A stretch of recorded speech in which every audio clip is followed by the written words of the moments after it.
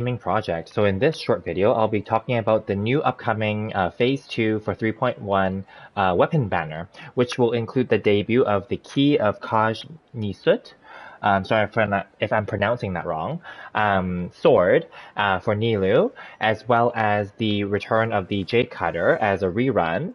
And then it will also include a variety of other 4-star weapons. So let's just get into it, okay? Especially the debut of some new Sumeru weapons. So I'm just going to quickly start with the Jade Cutter only because I have one, and then I can leave it on the screen and then we can talk about it, right?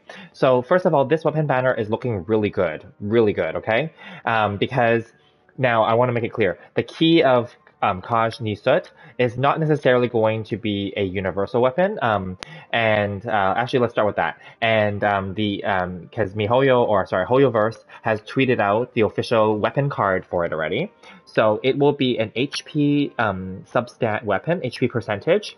So at level 90, it becomes 66.2% HP, and the base attack is 542.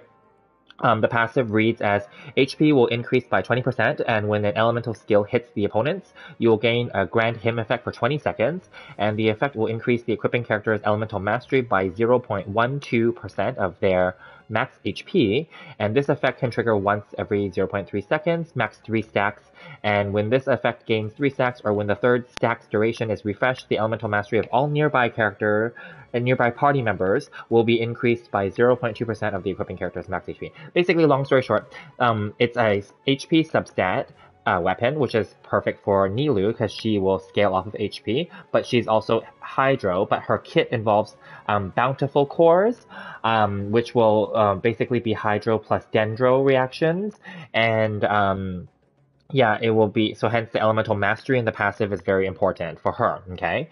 Now, having said that though, it's a very niche sword. We're talking about the Key of Khaj-Nisut. If I'm pronouncing that wrong, let me know.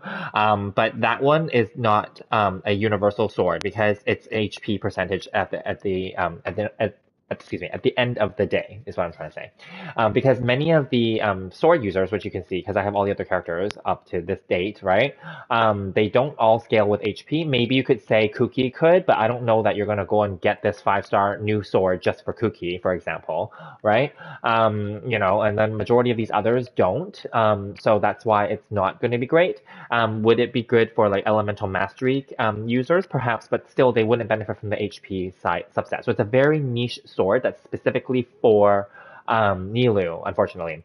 Now let's talk about the Jade Cutter, which is on the screen. So this is a very straightforward weapon. This is basically kind of like the Homa of swords, right? It's basically a straightforward HP increase passive with damage based on HP. Again, Nilou will benefit from this HP increase because that's part of her kit. And there's a crit rate aspect here too, and Nilou can be played as a DPS or sub DPS or support DPS because she is also focused on doing reactions too. But she also needs to be on field, it seems like, because her bountiful cores, I think she can release them and let those go off field, but then regardless, she needs to be on field in order to trigger that with the Dendro and the Hydro, etc. first, right? So her being on would be helpful. And I feel like, first, if we just talk about the 5 stars, if I was to pull on this weapon banner, which I will, I'm going to actually set my epitomized path for the Primordial Jade Cutter. Now, many players were baited by this last time that this happened. Apparently, the last time the Jade Cutter came around was when Kokomi had her rerun or her debut banner, basically her weapon, and it was with her donut, and people were baited and they got donuts when they wanted the Jade Cutter, right? So let's just see what happens. I will do a polling video because I'm very close to pity. I think I'm within 10, and the weapons banner is a smaller or a quicker pity, soft pity. It's 65 to hit soft pity. So anything after 65, like 66 to 70 is a very high chance. So it's lower polls than it is for the character banners, which are 75 soft pity. So, so I'm very close. I believe I'm like 56 or 58 or something like that. I didn't check, but I'm within 10, basically, within polls range of soft pity. So that's my opinion is that the weapon banner is a beware what you get for, but hopefully we can get the Primordial Jade Cutter because it's more universal. And if I was to get a Nilou, which I don't think I'm going to get, I think she'll be the first character that I'm going to skip because I don't have enough wishes to go around for both banners, and I don't even have enough saved up right now. So we will see. Now, the next part is actually the more important part. 5-star weapons aside, I'm very excited to talk about the new weapons that are coming. So they won't be on screen, unfortunately. There's nothing similar to them. So there's Zephos' Moonlight, and that's going to be the new sword. That's a Sumeru limited series weapon.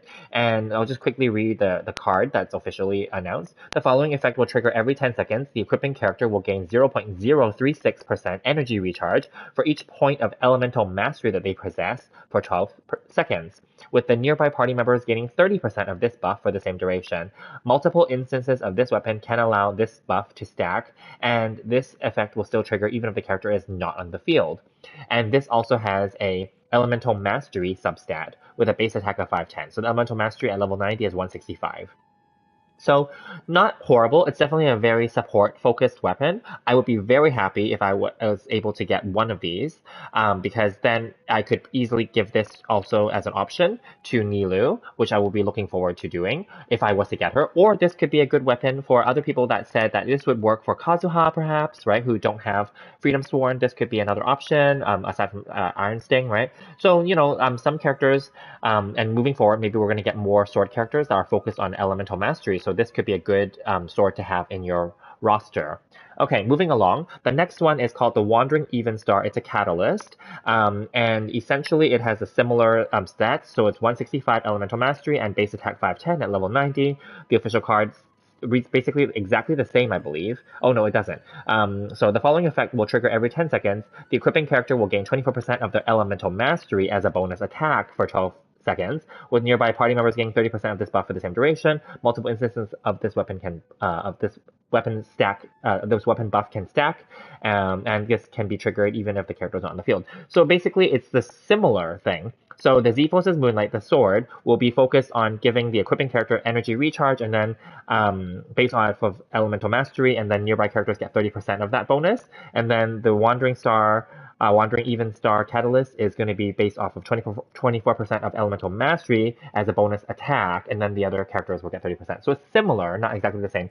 Again, another very interesting and, of course, reaction-focused Elemental Mastery weapon. I'm actually very excited to try to get both of them if I can, but I don't have that many wishes. So, and we know that from these limited series region-specific weapons that they're very hard to get, because even I personally don't have like very many of the previous ones that have been released so far, right? Like I only have I don't even have like the alley flash anymore. I think I got rid of it a long time ago. Yeah, so I don't even have very many of them. So anyway, that being said, we'll leave that part there. So I'm excited for those weapons and the Jade Cutter, hopefully. The last 3 weapons on the banner are, I'm going to try to bring them up on the screen if I can. There's going to be the Dragon's Bane, which is a solid weapon, especially for Xiangling. If you're going to build her with EM and reactions in mind, it's great for her. It's also great on other Polar users as well. Some people have tried it out on Candace, and that seems interesting as well. People have tried this on Toma. Some people do use this if they don't have Homa for Hu Tao as well, etc. So this is a very universal one, and it's pretty straightforward, basically what it is. Okay, and then next onto the bow side, let me just quickly find a bow character. Bow side, we have the Sacrificial Bow, which is a very solid weapon as well. This could do well, of course, for Diona, who I have it for, and for basically, I'll just keep this short, but any bow character that needs to use their skills as part of their kit, basically, mainly, more so than their burst, then they would benefit from the fact that they can get a reset of their cooldown as a higher chance to be able to proc it twice. So that's a great weapon there.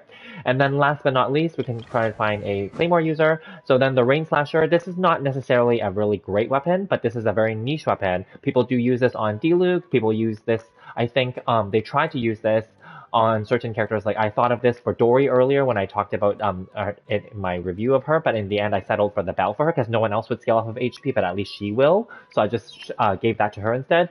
But yeah, the Rain Slasher could work there. Currently we don't have any other, I think, Claymore users, so there's none there, but we do have a few Electro Claymore users, such as Beidou, etc. So that could work. But people do use this on a very niche build for Diluc, for reverse melts and vapes and stuff like that. So that's that option as well. But anyway, this is probably not going to be one of the ones that you want to go for. You definitely want to try to go for the Primordial Jade Cutter and the 2 new Sumeru weapons. So let's just see how lucky we all are, right? So that's pretty much it for this video. Let me know what you guys are pulling for. And I will say that this weapon banner is still pretty good, despite the fact that there's a risk of getting the key, which will be only usable on Nilou at this point, unfortunately, or Kuki, I guess. Right? Or maybe any future sword user as well. So you never know, right? But Jade Cutter definitely is probably the way to go if you were to go on this banner. All right, I will leave it here and I will see you guys in the next video. In the previous video, I did talk about my thoughts on the albedo and nilou video, so check that out and stay tuned for more from me and I'll see you there.